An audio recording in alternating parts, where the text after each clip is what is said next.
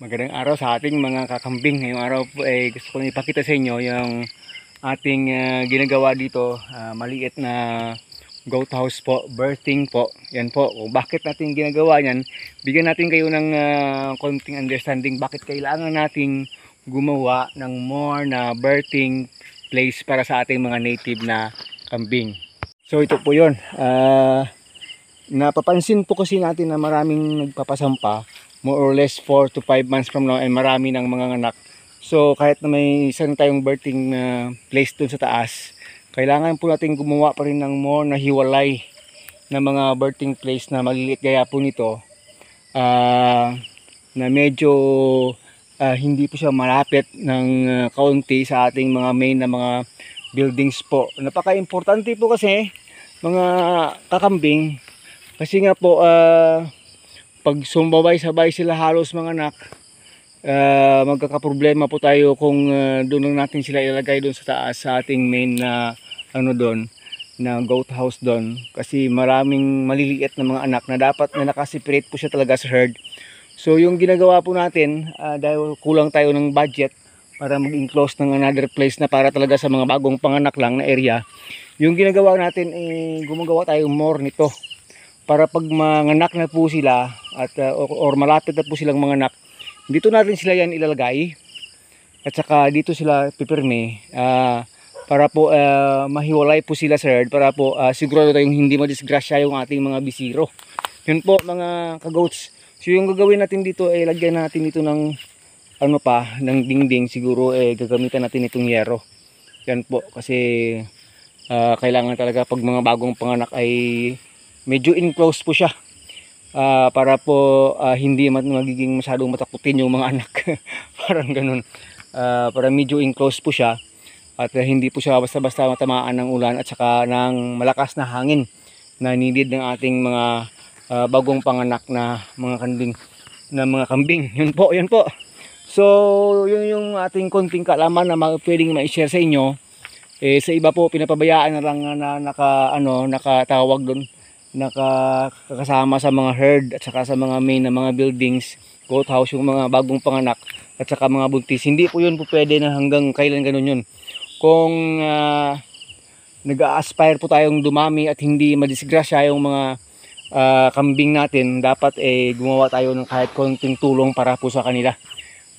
Lalo na po pag marami ng mga kambing natin na mga anak, kasi po halos mga 20 piraso yung mga inahin natin dito. Kahit na doon sa taas mayroon tayong mga compartment doon para sa mga birthing talaga at saka sa mga isolation area po, pero kulang po talaga sa aking pagtansya. Siguro gagawa pa ako ng more nito, kahit mga dalawa pa. Ayan po, gusto nang umakyat to kasi ito buntis na rin to. Yan po, kahit ganyan lang kalaki na may space po sila kasama ng kanyang baby sa loob, madalawa man yan o isa yung baby niya, yan po umakyat, no? At least po sila, mayroon po silang privacy na hindi po sila magulo ng mga ibang kambing. So kailangan talaga gumawa tayo nito more. At saka yun po, training po, kasi pag hapon po kasi at dyan natin siya pinapapasok, pwede tayong gumawa ng gate dyan, at i-enclose mo dyan, at saka sa umaga mo naman siya papalabasin. Natitraining po yung mga kambing, gaya po kay Jenny, natitraining po siya kung saan siya po nanganak, doon siya palaging bumabalik. Yun po yung importance nito ng paggawa natin ng mga maliliit na mga birthing area, at saka pwede rin siya magiging isolation place pag nagkaroon po tayong mga kambing na may sakit po. Maraming purpose po ito, isolation, birthing, at saka pansamantalang mga shade po. Gaya po kasi nito, mayroon po tayo ditong tinatawag na dahugan. Ito yung term sa amin. Yan po.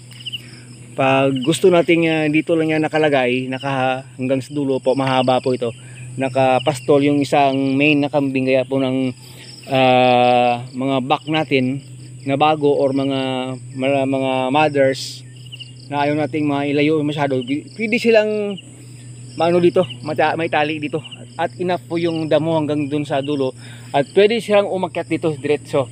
Kahit na hindi mo sila kukunin maghapon, okay lang, lagyan mo lang ng dito sa ilalim, tawag doon patubig na pwede nilang inumin kahit anong oras nilang gustong inumin.